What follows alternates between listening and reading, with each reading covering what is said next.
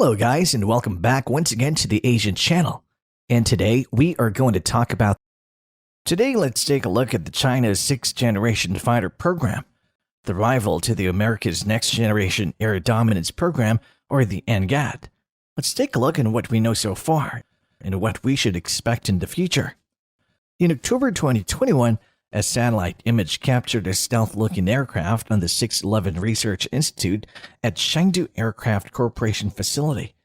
It's the same company that made the J-20 5th-generation aircraft. For now, I couldn't verify whether it's already a demonstrator used for a basic test or just a mock-up design. Many of the aircraft specs are still unknown right now, and for sure this would remain highly classified even in the coming years. But for certain, like the American 6th generation NGAD program, the aircraft's required performance parameter would be very similar. The aircraft seems to be tailless, similar to the American NGAD.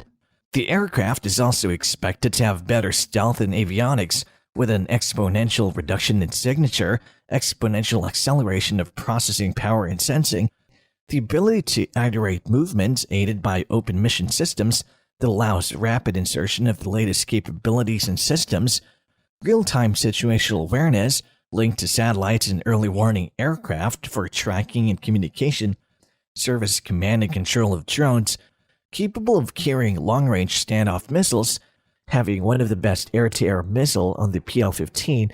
It has a maximum engagement range of 300 kilometers, and soon the developmental PL-20 with an expected range of 500 kilometers. Capable of penetrating enemy's air defense, it can carry conventional or nuclear strike, better range and speed compared to existing 5th-generation fighters.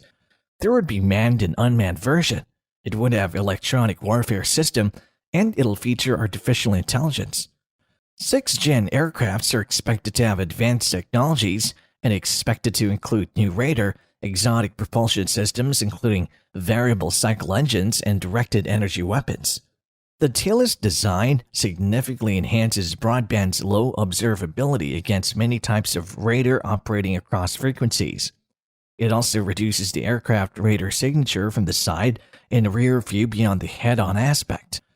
Another feature of a tailless design concept is better efficiency via reduced drag for sustained high-speed flight and cruising. The only drawback is that it might affect maneuverability, but this would be compensated using better thrust vectoring engine. China is also working on a new WS-19 engine designed for a 6th-generation aircraft. This type of design would offer long-range, high payload capacity, high speed, and low observability. 6th-generation fighters are more than a new manned fighter, as it's a broad initiative aimed at creating a system of systems that'll include unmanned drones, manned jets, and a new generation of networking technologies. China is able to master the advanced levels of stealth required for 6th-generation platforms, all thanks to their existing experience on working with their own 5th-generation aircraft. China and the US are neck to neck on their race for a 6th-generation aircraft. Both programs are expected to have a first flight in 2026 to 2028 and enter service around 2030 to 2035. U.S. Air Force Chief General Mark Kelly sounded the alarm in Pentagon that the U.S. should field a 6th-generation aircraft first than China, rather China fielding them first and potentially use them against the U.S. His concern is understandable. The U.S. historically takes longer to field a new weapon system.